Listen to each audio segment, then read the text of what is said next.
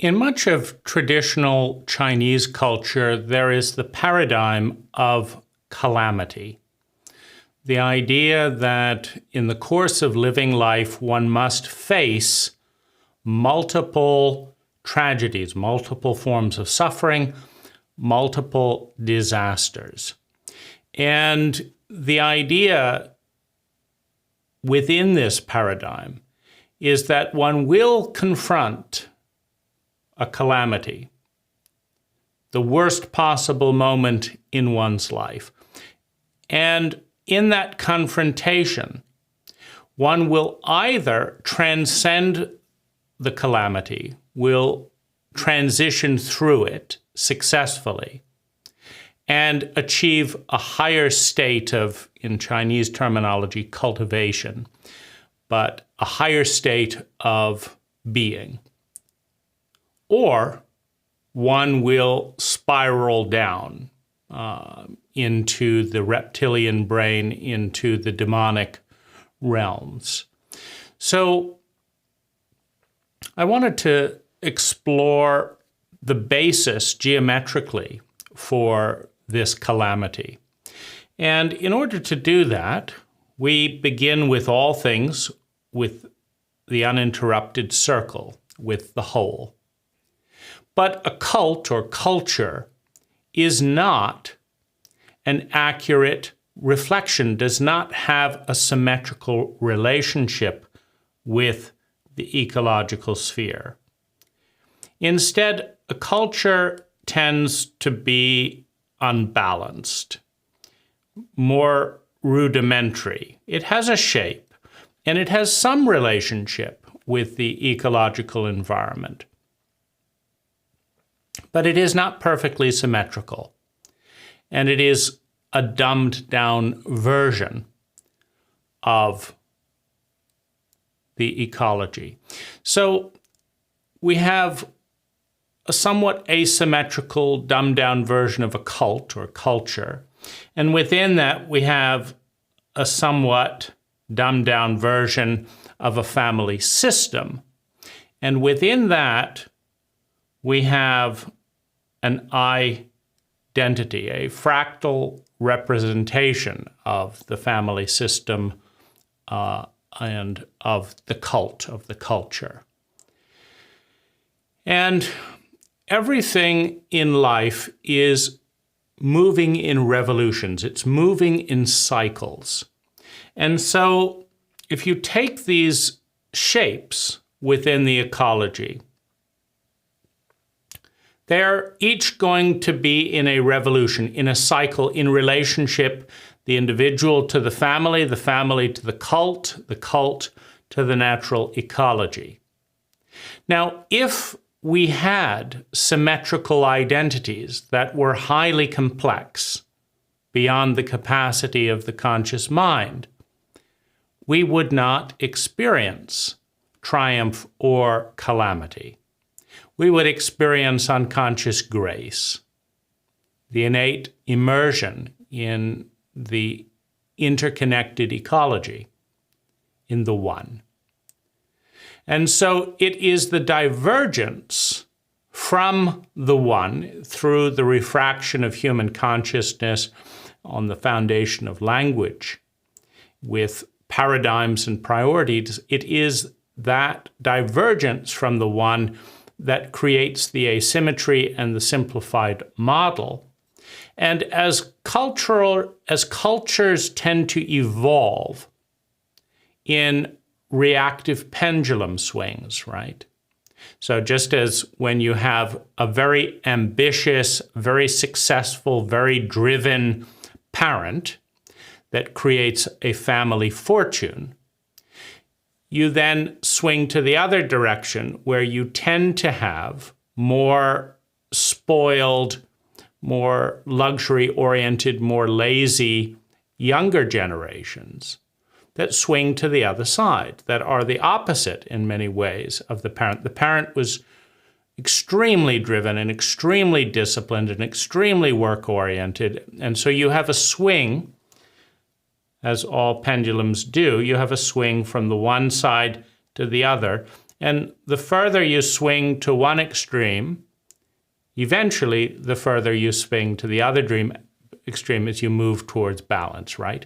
Now, it swings back the other way because after you have an incredibly entitled, lazy, and unproductive generation, money disappears rapidly in most cases. And if not, it takes a few generations, but then the money is all gone because laziness and lack of discipline and lack of competency, et cetera, doesn't produce money.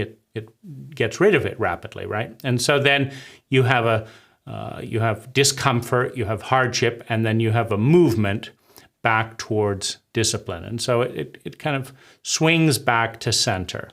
And the same thing happens in cult dynamics where, a culture that tends to be extremely dominant, extremely, assertive, et cetera. At one point, you have the rise of the dynasty.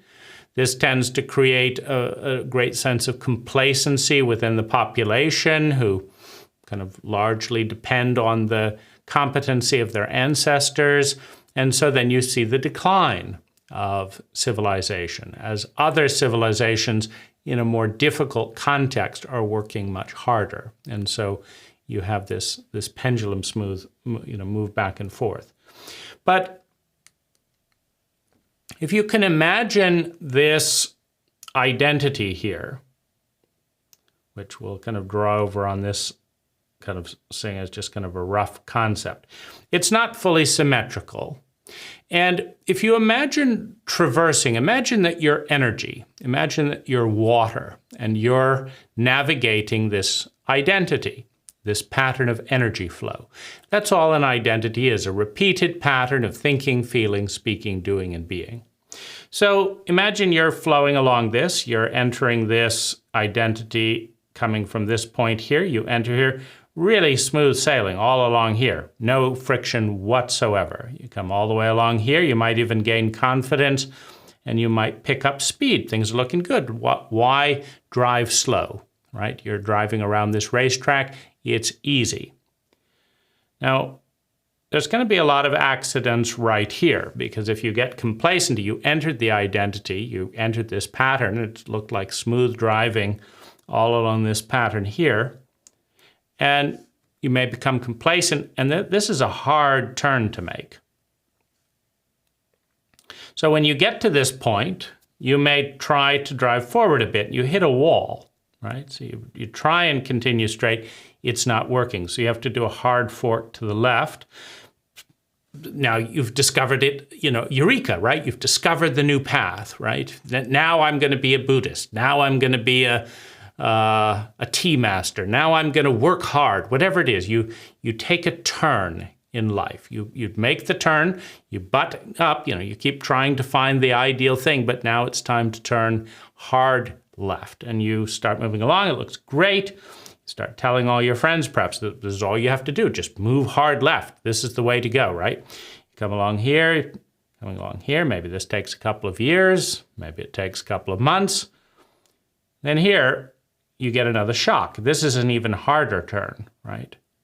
But you maybe are starting to get a little bit of the idea that for energy to go through a complete revolution, we have to move first to the right and then to the left, first up and then down, right? If you think of a wheel and you are on this point of the wheel here and the wheel is spinning, at one point, you are going to be going in every single direction that you are capable of going, right? If you follow the flow of life, if you allow life to flow through you, you will move up before moving down. You will move down before moving up. You will move to the right before moving to the left, etc., etc. And it will repeat. Now, in fractal cycles, it doesn't ever repeat exactly.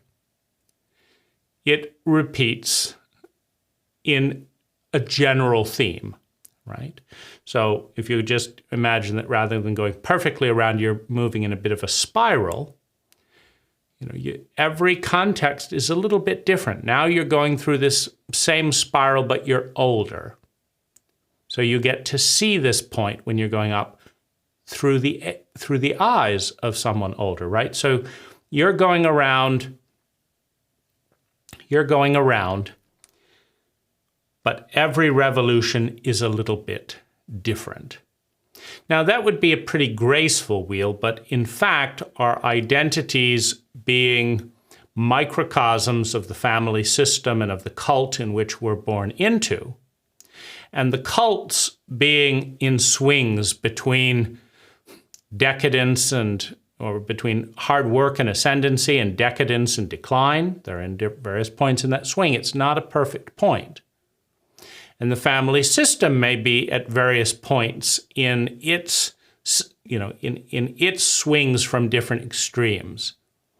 Maybe there was a grandmother who was so emotional and so distraught, she went insane, right?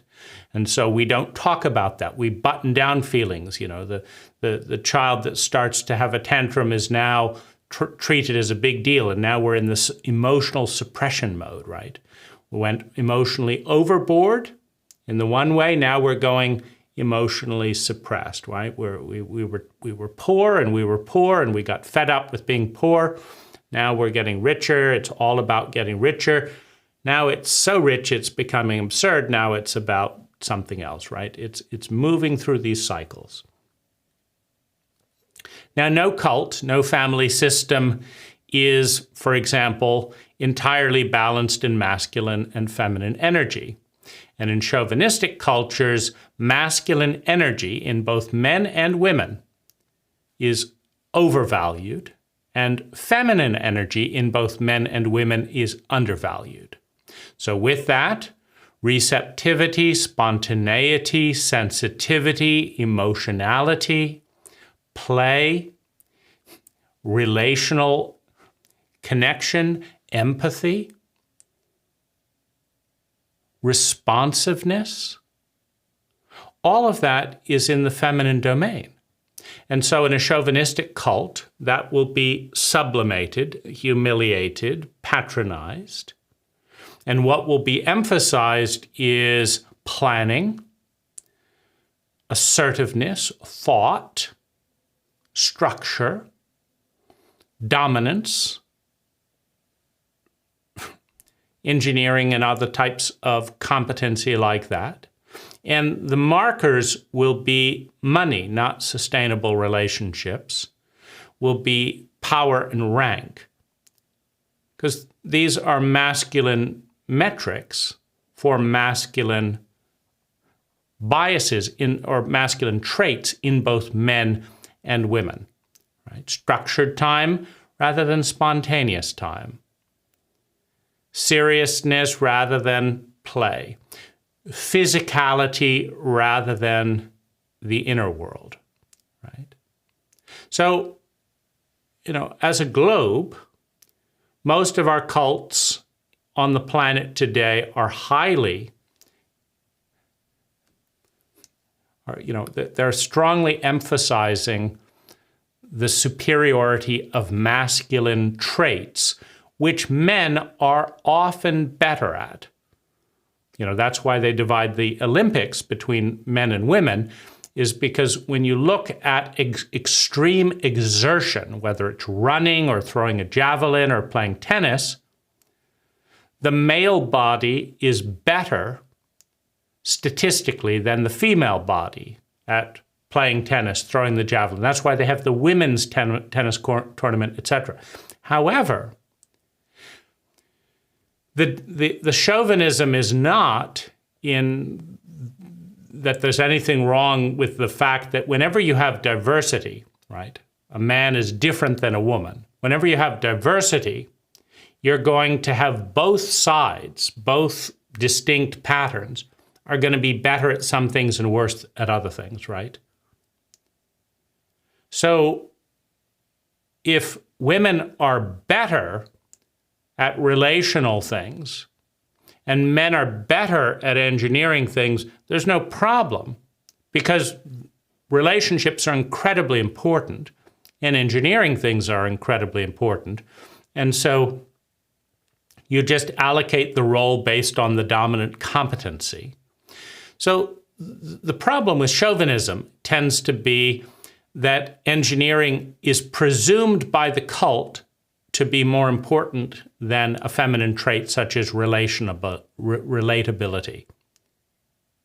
That someone who is a brilliant engineer is viewed as more important than someone who is a brilliant orchestrator of sustainable relationships. That's where the chauvinism lies. That's a bias. It cannot be scientifically proven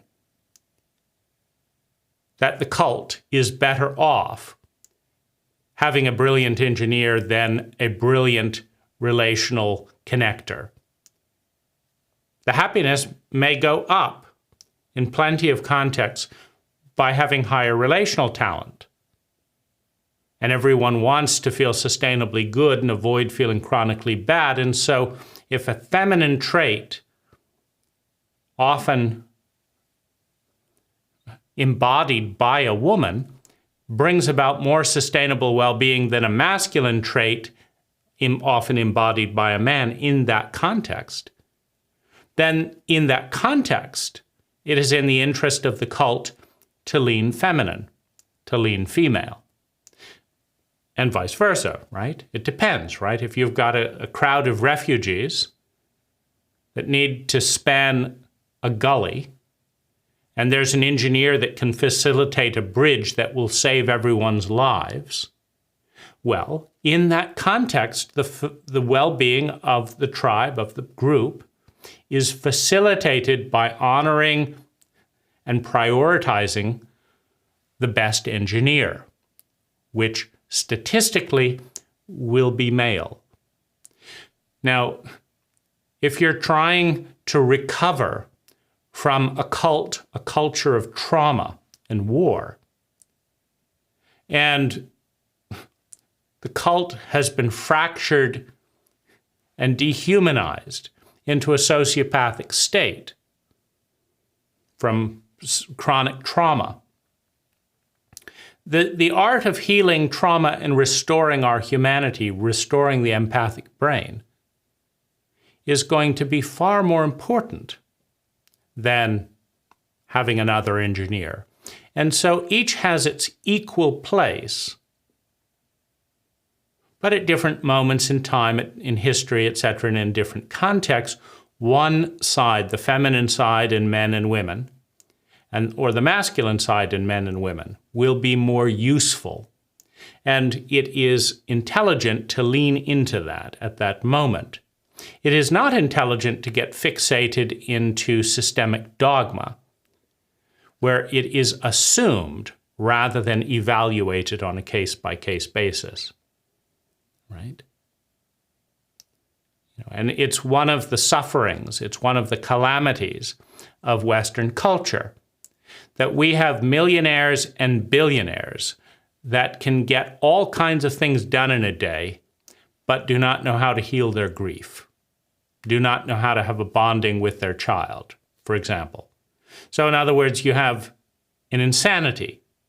You have the person being rewarded by the cult and given high rank in a cult that measures people by the money they have. But you don't actually have a correlation between that skill and that excessive money, etc., with well-being. And so you have a problem, right? You're gaining rank because the metric is wrong, right? If that person had 20% more feminine energy and had the ability to bond with their partner and their child, their well-being might go up 300%, which means, from a mathematical point of view, that they are insane to instead spend more time in the office and not learn relational talent, right? So this is where dogma, cults become cult-like, because they stop referencing the ecology, the situation that they're in, and they start focusing on tradition and what they did in the past. We did this in the past and it worked, right? We valued the engineer at the gully and they got the tribe across the gully. So now it's all about engineers, but there's no more gullies. Now we need someone like this, but we're still turning to the engineer who made the bridge, expecting them to solve the new problem that they can't, right? And so that's when you have blindness, ossification, stupidity, and laziness, right? It's easy to just copy what worked before indefinitely, even when it is no longer working. It's easy, it's just stupid, right? It's destructive. So that kind of helps us understand a little bit that as we develop fractal relationships and representations of asymmetrical and dumbed down versions of our cult, we have a crazy identity. It's not balanced. It's not symmetrical. So we're going to have difficulty in the energy flow that we just outlined, and these could be crisis points. We have points in our life where our identity, the default pattern that we don't really ask, it's just our system, are just doing great, smooth sailing. We get into this choppy water areas over here where it's like I get lost, and I thought I was going here, and now it's here, and it's really hard to make this sudden turn here, right? So that's the navigation of the identity itself, right? So there's going to be smooth points and there's going to be difficult points because we're not sophisticated enough to create a truly perfect pattern of thinking, feeling, speaking, doing, and being in relationship with reality, right? There's too many assumptions, there's too much default.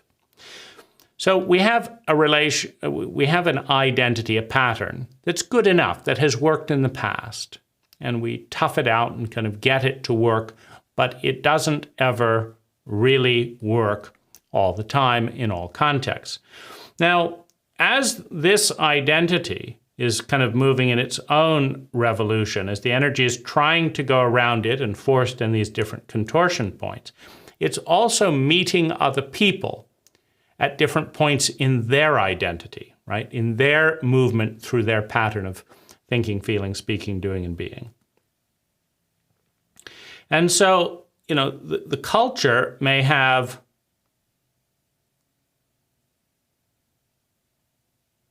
basic model of identity, and at some point the cult and as it's going through this little really tight point intersects with certain individuals going through their tight point, their hairpin turn on the racetrack, right? And that's the point where the calamity occurs, right? That's the tightest possible point on the circle.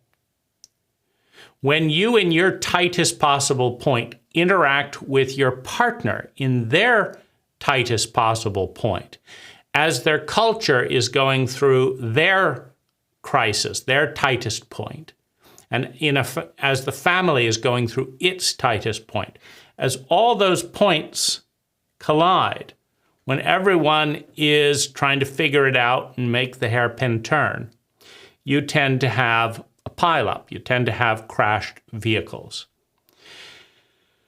Because right at the point when you need support and guidance, the other person is freaking out going through their narrows, right? And so, this is the calamity that is mathematically predictable. You have your narrowest point and you're going round and round, and every so many days, months, years, you're going to go through your calamity, your most difficult point in the identity. And the people around you have their most difficult point, and every now and again, they are going to go through the most difficult point in their identity. And your cult, your culture, your teacher, your this, all these people are going through.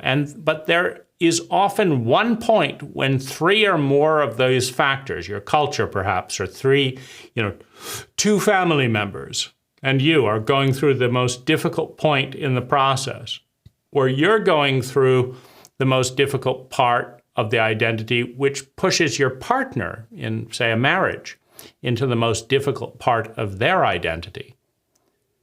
which brings up the biggest trauma for your child. So now they're going through the most difficult part of their identity. And you're all meeting at that crossroads, at that narrows, where it's very, very, very difficult to get through that.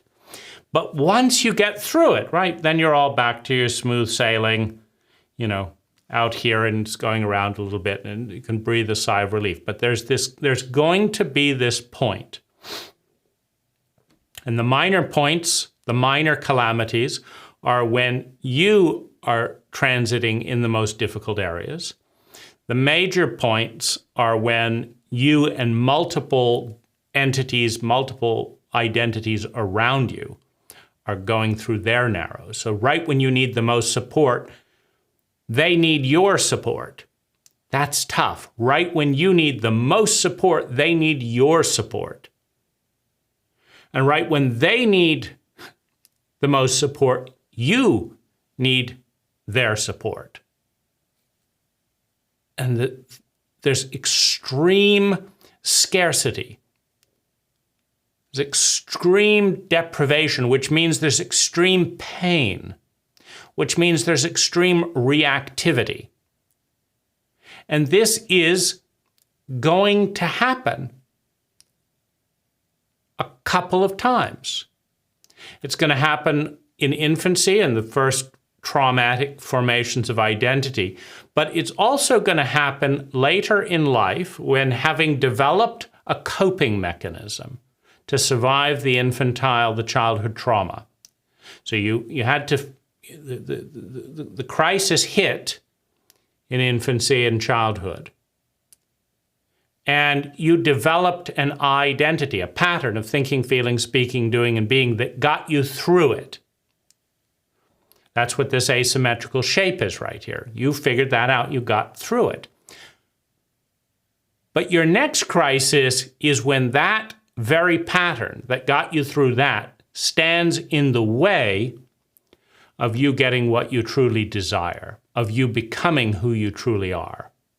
That's the next predictable crisis, the next predictable calamity. You now want this. You have a sense of who you are and you want to find that, but you can't let go of the identity that saved you from the trauma without confronting death, without confronting the visceral fear of death, without going through fire. Because as you release the pattern that protected you from the childhood identity, your body will tell you in no uncertain terms that you are going to die. Your thoughts are going to race. You're going to die. You're going to die. You're going to die. Your heart is going to feel like it's going to explode. Your body wants to do anything but let go of the pattern that once kept you alive, but is now killing you and your potential off because you're now in a different context, or that pattern that you cling to so desperately. So that's another stage in the crisis. And the third stage in the crisis is the lifetime calamity, when everything comes together in just the wrong way, right? You can think of it as a probability field, right? If you've got two cars that, if you've got you've got your street here, and then you've got a driveway here, and you've got a driveway exactly off of it, and both of them have to back out, and both of them can't see. There's a tree over here, and there's a tree over here, right? There's going to be a time. Whereas if both people just back out and hope for the best, and back out and hope for the best, 99% of the time, if you're just driving out once a day, 99% of the time, there's no problem. But 1% of the time, you're going to back out. Just as they're backing out, you're going to hit each other. Or there's going to be a car coming sideways that swipes you. That's the probability field. And every identity has a probability field. And within that probability field, there is a time when it goes absolutely wrong. You know, if you're a comedian, there is a probability field that you're going to be in the worst possible audience, in the worst possible state of mind, and tell the worst possible joke for that situation. And all hell is going to break loose, right? Your career is over. Now you've got a firestorm of this. You lose your sponsors right at the time they cancel the show, right at the time you have to pay a major mortgage payment, right? Right at the point your wife gives you a divorce because they've told you to tone it down a little bit again and again, and you've said it would work out, and now they've had it, right? And so this is the lifetime calamity. This is when everything lines up in the worst possible way. You see, if you just roll the variables, the probabilities, enough times, one of the times it's going to be the worst possible way. That's the calamity, right? Now the question is, what's going to happen, right? Because a couple of things are going to happen with that moment, right? Either it's going to crush you, right? It's going to knock you down for the rest of the lifetime, the next year, the next month, the next decade. It's going to knock you down. Maybe it'll take half of your energy and you're just kind of coasting through for the rest of the life because you just couldn't deal with that amount of pain. And so you can't integrate it. You can't sort it out. Or another thing happens. Or that becomes the trauma. You see, because you have the innocence of the child.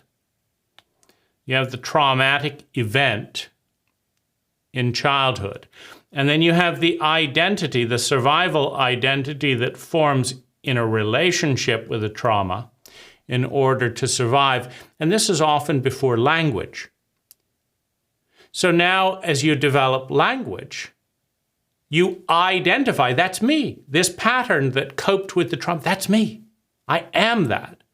Now, the problem with this, of course, is when you're too biased towards the identity and not enough to the witness, the one that witnesses the identity, the self, well, then you lose your identity, you lose your sense of self if the identity changes. So you cling to it desperately.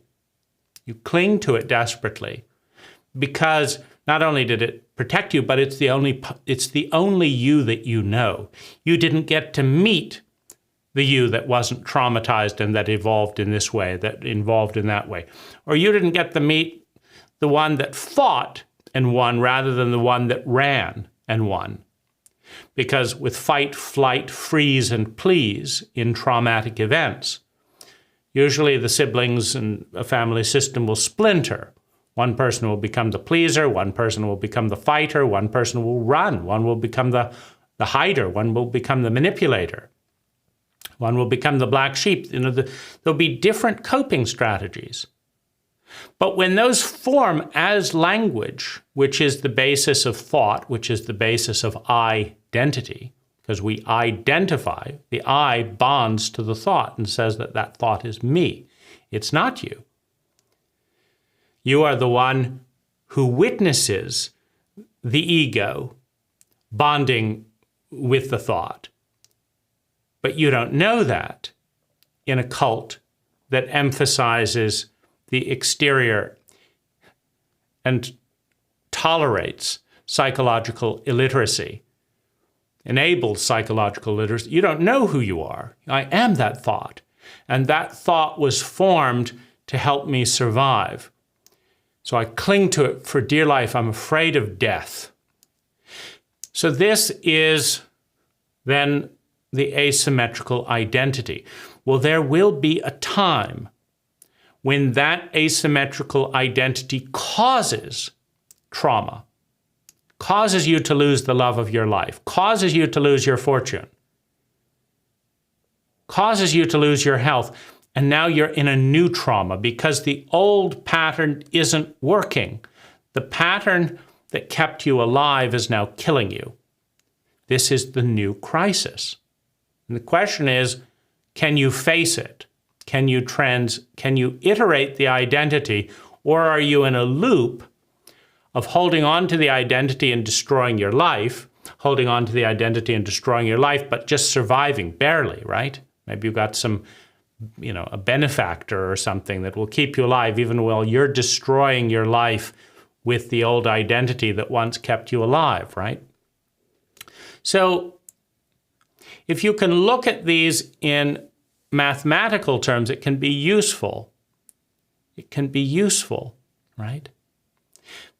Because all identities are a pattern. And all patterns are in relationship with all other patterns. And a pattern is a repeating shape of energy. And all shapes, for example, if I'm an extrovert, so that's my shape, I'm an extrovert. If I interact with an extroverted culture, my rank goes up because I am a good copy, right? Cults like clones. So my rank goes up. But if I relate to an introverted culture, a sensitive culture, a more feminine culture, my rank goes down. Because now I'm not a good copy. I'm too loud. I'm too out there. I'm too rude. I'm too pushy for the introverted, for the sensitive, for the more feminine cult. And so